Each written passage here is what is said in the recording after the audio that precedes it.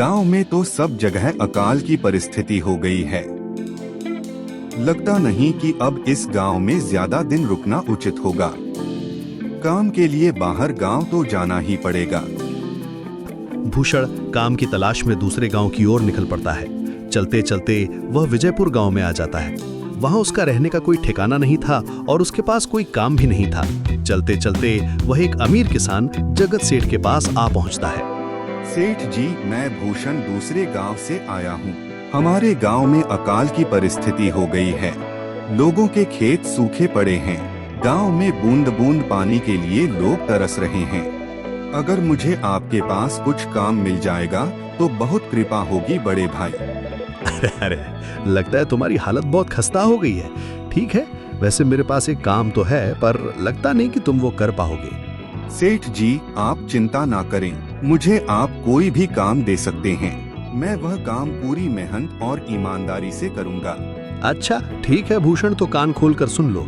मेरे पास 50 गाय और 50 भैंस हैं। तुम्हें हर रोज उन जानवरों का गोबर निकालना होगा और रोज सुबह शाम उन्हें चारा पानी देना होगा। महीने के आखिर में तुम्हें इस काम के लिए 200 रुपए मिलेंगे। और हाँ, 2 वक्त का खाना भी हमारे तरफ से मुफ्त दिया जाएगा। बोलो, क्या तुम ये काम कर पाओगे? अरे बाप रे, 50 गाय और भैंसों को संभालना आसान काम नहीं है, पर अब मैं कुछ कर भी तो नहीं सकता। और ऊपर से सेठ जी 2 वक्त का खाना भी दे रहे हैं। ठीक है सेठ जी, मैं यह काम कर लूंगा, पर एक विनती है। क्या बात है सेठ? अगर आपको समस्या ना हो तो क्या मैं आपके गायों के साथ गौशाला में रह सकता हूँ? सेठ जी, मैं इस गांव में नया हूँ। मेरा रहने का कोई ठिकाना नहीं है। थोड़ी देर तक सोचता है और भूषण को उससे कहता है, तुम गौशाला में रह सकते हो। जी धन्यवाद सेठ जी। गौशाला में रहकर अपना काम करने लगता है। वो रोज जल्दी उठकर गाय और भैंसों का गोबर निकालता, उन्हें चारा डालता और समय पे पानी भी पिलाता था। हर रोज ईमानदारी और पूरी मेहनत से करता था। भूषण का काम बहुत पसंद आने लगा, क्योंकि वो अपना काम सफाई से करता था। मुझे तुम्हारा काम बहुत पसंद आया है। तुम गाय और भैंसों का अच्छा ख्याल रख रहे हो, इसलिए दूध की गुणवत्ता भी बढ़ गई है और गाय पहले से ज्यादा दूध भी दे रही है। इसलिए मैं आज से तुम्हारी तनख्वाह बढ़ाकर पूरे 400 रुपए कर रहा हूँ। आपका बहुत बहुत धन्यवाद सेठ जी।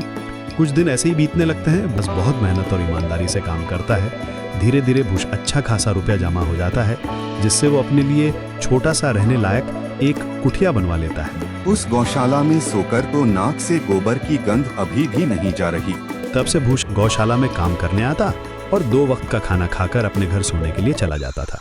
कई साल ऐसे ही बीत जाते हैं। सेठ जी, आजकल गांव में चोरी की समस्या बहुत बढ़ गई है और मेरे पास कुछ रुपए भी जमा हैं जो मैंने अपने घर में रखे हुए हैं, पर मुझे उन पैसों की चोरी की चिंता हो रही है।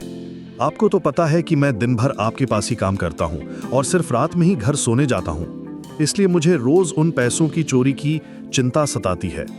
हाँ भूषण, तुम बात तो बिल्कुल सही कह रहे हो। आए दिन गांव में नए नए चोरी के किस्से सामने आ रहे हैं। ऐसे समय में तो गांव में एक ही जगह है जहां पर तुम्हारा धन सुरक्षित रह सकता है, और वो है जमींदार का घर। क्या जमींदार का घर? इस गांव के जमींदार बहुत ईमानदार और दयालु हैं। उनके घर पर बहुत सारे पहरेदार भी हैं। जमींदार जी से मिलने जाता है। जमींदार का पहरेदार, ए तू रुको, कहां अंदर आए जा रहे हो? जी मुझे जमींदार जी से मिलना है। जमींदार, नमस्ते भूषण, बोलो क्या काम है?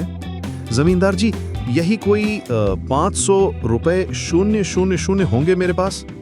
तुम्हारी रकम मेरे पास पूरी तरह से सुरक्षित रहेगी।